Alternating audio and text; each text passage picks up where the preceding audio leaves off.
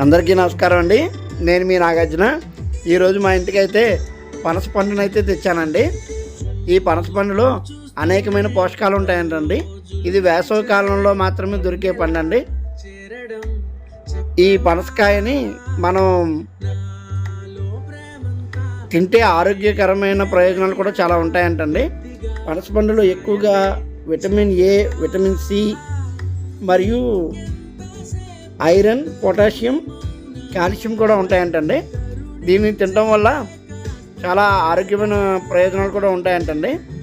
ఇదిగో దీన్ని అయితే మన ఇంటికి తెచ్చి కోసే ప్రయత్నం అయితే చేస్తున్నానండి.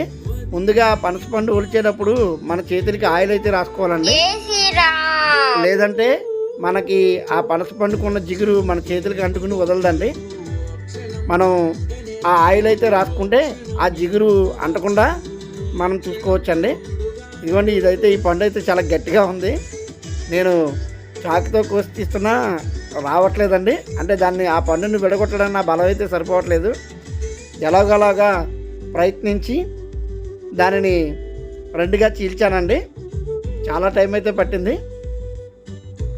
పనస పండుని రెండుగా చీల్చిన తర్వాత ఒక్కొక్క తొన ఒలుచుకుంటూ తీసానండి.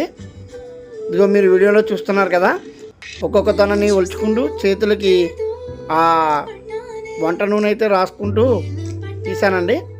ఎక్కువ జిగురు అయితే లేదు, కానీ పనస తొనలు అయితే చాలా ఎక్కువ వచ్చాయండి. ఈ కాయలో చాలా తొనలు ఉన్నాయి. ఇది తినటం వల్ల చాలా ఉపయోగాలు ఉన్నాయంటండి.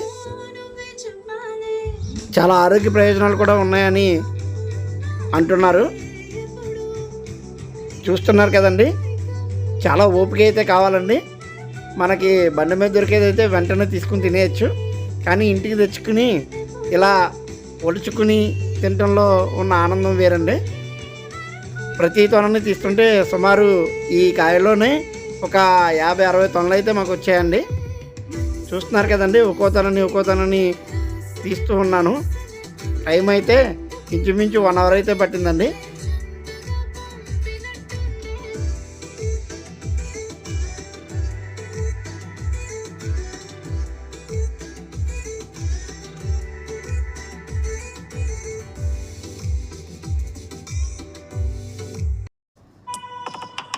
క్షణం నవ్వునే విసురు, క్షణం చూపుతో కసురు.